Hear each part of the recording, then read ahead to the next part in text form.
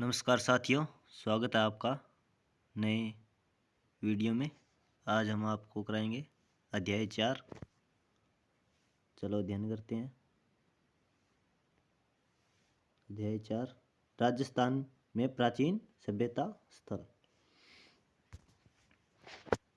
मानव जब हमारे बारे में सोचना छोड़कर दूसरों के बारे में सोचना शुरू करता है, तब वह समूह में रहकर कार्य प्रारंभ करता है। इसी से सभ्यता की शुरुआत होती है। समय के साथ साथ सभ्यताएं विकसित होती है, किंतु समय परिवर्तन के साथ साथ कुछ सभ्यताएं नष्ट भी हो जाती है, कुछ नया आकार बना लेती है। राजस्थान में ऐसी कई सभ्यता और संस्कृति के स्थल मरुस्थल और अरावली के नदियों के किनारे मिट्टी में दबे पड़े हैं।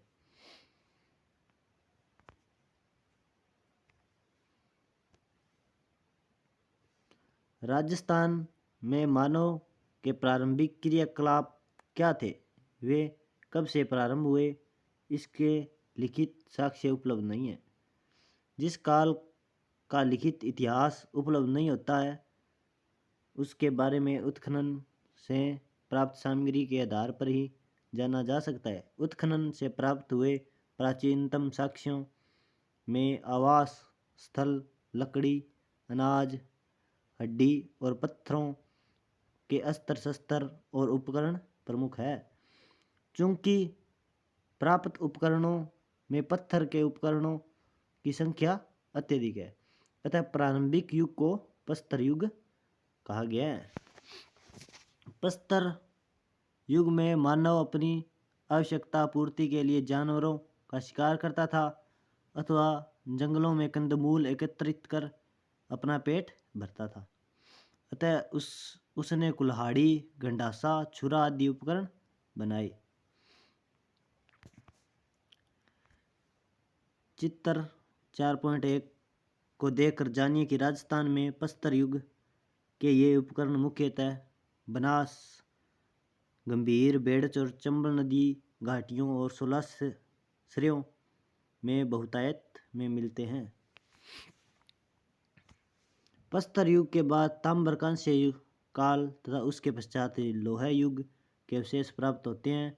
हम पूर्व में पढ़ चुके हैं कि मानव शरीर में से पशुपालन और कृषि कार्य की ओर अग्रसर हुआ।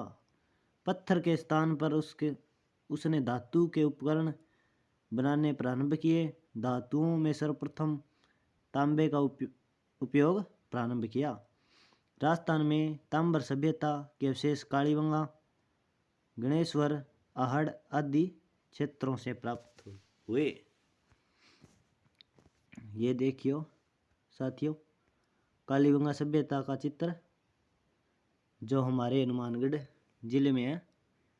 ये प्राचीन सभ्यता है जिसमें एक कुआं है, दीवारें हैं पक्की ईंटों की, इसमें कुछ अवशेष मिले हैं और कंकाल भी मिला है यहाँ पे कालीबंगा सभ्यता में।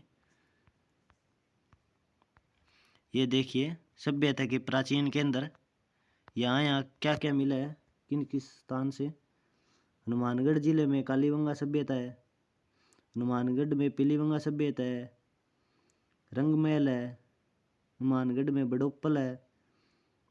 फिर देखिए बीकानेर जिले में सोथी सभ्यता है। फिर चूरू में यानी झुंझुनू में सुनारी सभ्यता है, सीकर में गणेश्वर है और जयपुर में विराट है, डीडवाना, नागौर। और देखिए साथियों भरतपुर में दर सभ्यता है, टोंक में रेड सभ्यता है। सबसे पहले लोह के साक्ष्य मिले यहाँ पे। टोंक में नगर सभ्यता है, चित्तौड़गढ़ में नगरी है, चित्तौड़गढ़ में नगरी सभ्यता है और उदयपुर में आहड़ सभ्यता है और राजस्थान में गिलूंड सभ्यता है और भीलवाड़ा में बागोर सभ्यता है, बाड़मेर में तिलवाड़ा सभ्यता है। यह नदियों के किनारे विशेष रूप से सभ्यताएं पली और बढ़ी। राजस्थान सभ्यता के प्राचीन केंद्र ये देखिए कालीबंगा का टीला। कालीबंगा की विशेष जानकारी के लिए आपको चित्र दिया गया है एनसीईआरटी की आरबीएससी की किताब में। कालीबंगा राजस्थान में द्वसदती और सरस्वती नदी की घाटी में पुरातत्वविद अमलानंद घोष ने करीब 2 दर्जन पुरास्थलों की खोज की। इनमें हनुमानगढ़ जिले में घग्गर नदी के किनारे स्थित कालीबंगा प्रमुख है। बाद में डॉक्टर बी लाल और के थापर के निर्देशन में यहाँ खुदाई हुई। खुदाई में यहाँ सिंधु सरस्वती सभ्यता काल का एक नगर मिला है, जिसके मकानों में ईंटों का प्रयोग किया गया। मकानों में 4-5 बड़े और कुछ छोटे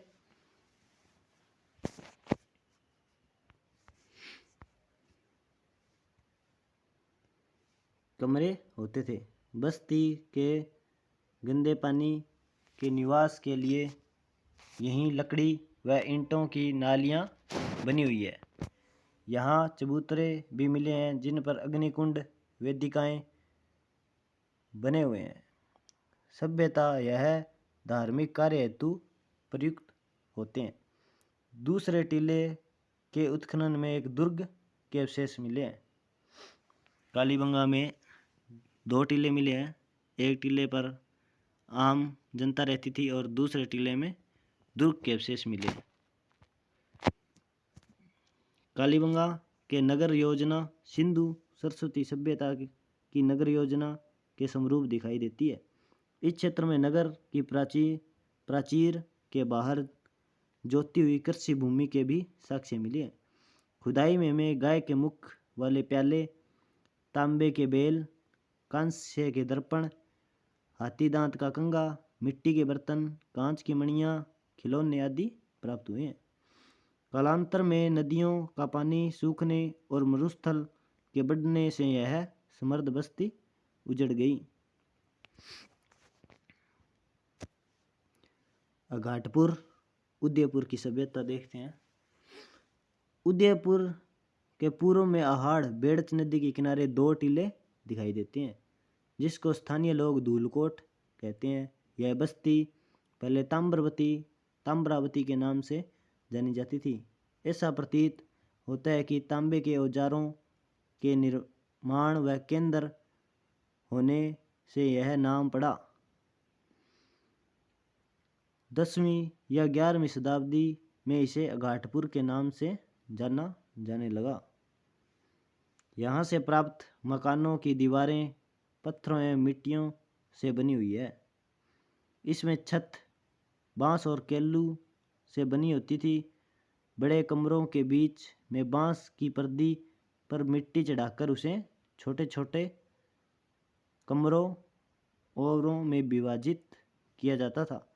मकानों में 4 से 6 चूल्हे। ये देखिए साथियों, आहड़ में क्या मिला? तांबा का पात्र, तांबे की कुल्हाड़ी मिली है, तांबे का टुकड़ा मिला है, तांबे की छुरी मिली है। सभी चित्र आहड़ संग्रहालय उदयपुर में स्थित है।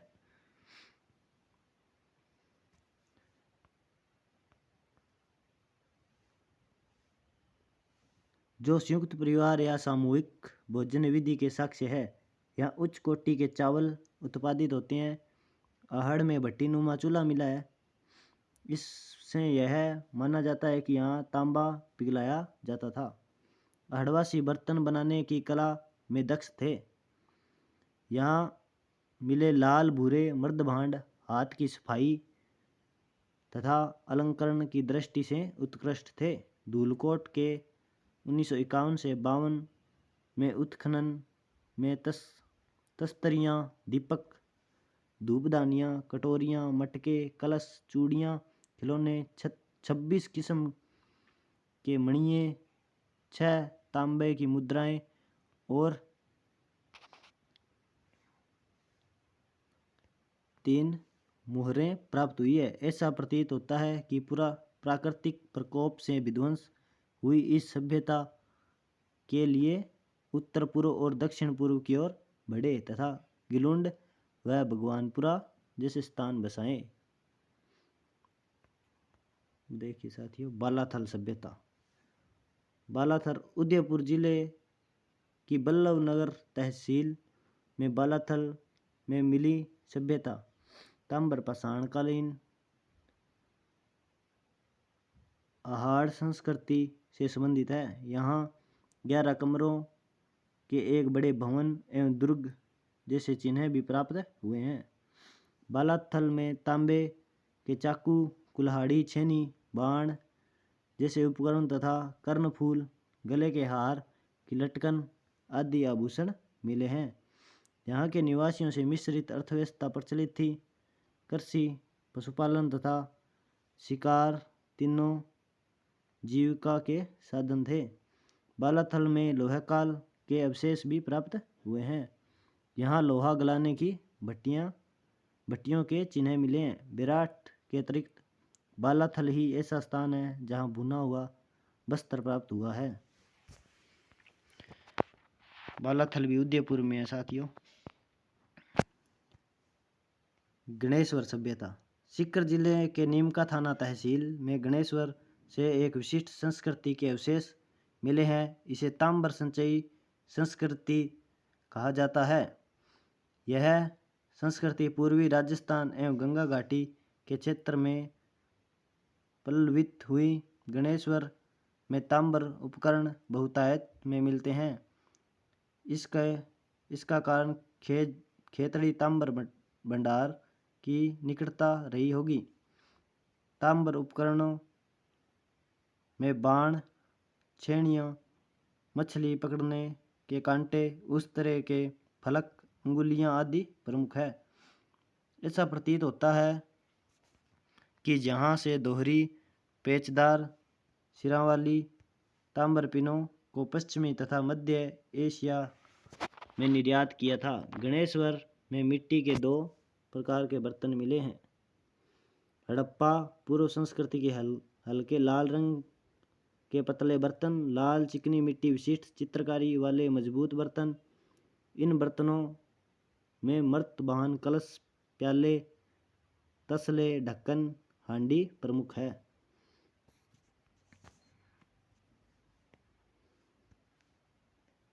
आहाड़ एवं गणेश्वर सभ्यता ताम्र पाषाण काल की थी, किंतु इनके उत्तरी स्तर पर लोहा युग के अवशेष भी प्राप्त होते हैं। लोहाकालीन इतिहास को जानने के लिए विराट, सांबर, बागोर, रेड आदि सभ्यता स्थलों के विवरण उल्लेखनीय है।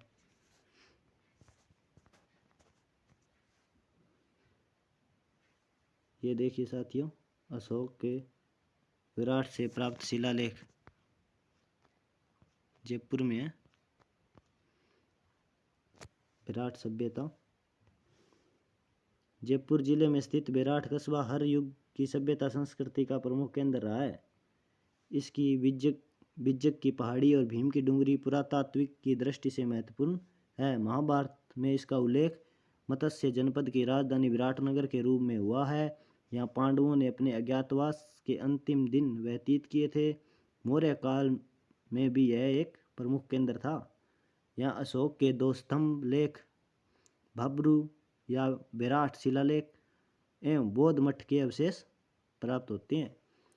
यहाँ एक कमरे में 36 चांदी की मुद्राएं मिली है, जिसमें 8 पंचमार्क एवं 28 भारतीय यूनानी शासकों की है। खुदाई में स्वास्तिक तथा त्रिरत्न चक्र के चिन्ह युक्त अलंकृत घड़े, दीपक, नाचता हुआ पक्षी, पत्थर के संदूखें, लोहे की कीलें तथा हाथ से बना हुआ वस्त्र भी मिलता है। उपयुक्त स्थलों के अतिरिक्त राजस्थान में भीलवाड़ा जिले के बागोर, ओजियाना, जयपुर जिले में स्थित सांबर, जोधपुरा, टोंक जिले में स्थित नगर, रेड, चित्तौड़गढ़ में नगरी, भरतपुर में नोहै, जोधपुर में भीनमाल, राजसमंद में पचमता, गिलुंड आदि स्थल पाषाण, ताम्र पाषाण तथा ताम्र लोहा काल की संस्कृति को प्रकट करते हैं।